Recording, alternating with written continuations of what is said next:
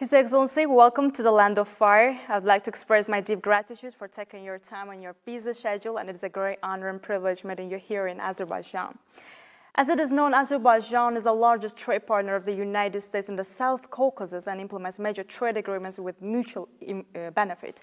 Thus, how do you evaluate the development of trade and investment cooperation between the United States and Azerbaijan, and what steps have been taken to expand it? I am pleased to say that our trade has rebounded since the pandemic.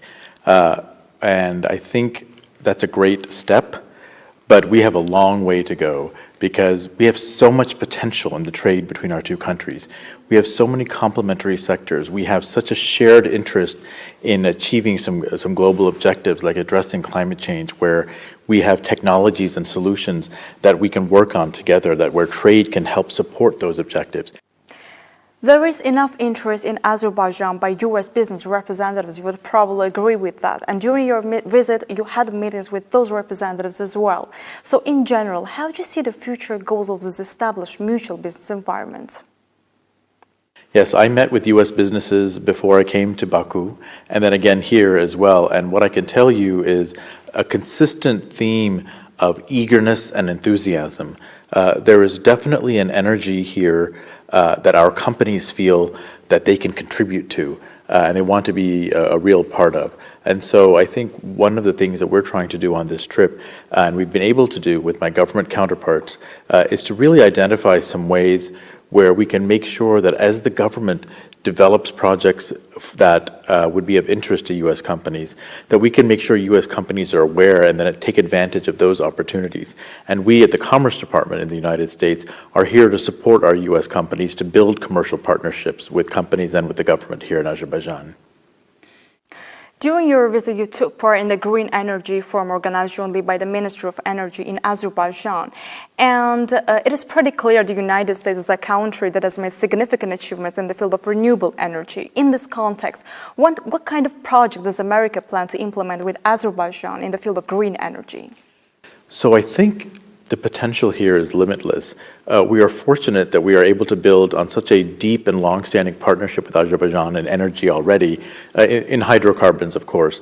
But that foundation is such a strong foundation to launch us really quite strongly into the field of renewables, where I think there are projects that are already underway where U.S. technologies and companies can play a key part.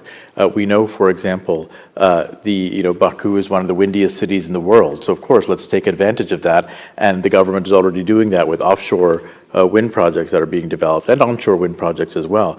We know that we have leading U.S. technologies that are the leaders in the world that can contribute to that. We also know that there are growing opportunities for solar farms here in Azerbaijan, and we were able to bring some of those solar companies with us yesterday as part of the Clean and Green Energy Forum. And those companies were able to make connections with government officials and with Azerbaijani companies to explore potential new partnerships to be part of that solar solution here. The final question is about, as we know, you're visiting Azerbaijan for the first time during your tenure, so it will be interesting to hear your impressions about Azerbaijan. What strikes me most about Azerbaijan is a unique ability to be so proud of its ancient heritage while hurtling towards modernity as well. You see it in the architecture, and I think you see that in even their commercial policy. There's pride here in Azerbaijan for the long history of hydrocarbons and how they have contributed to the world economy because of Azerbaijan's success when it comes to hydrocarbons.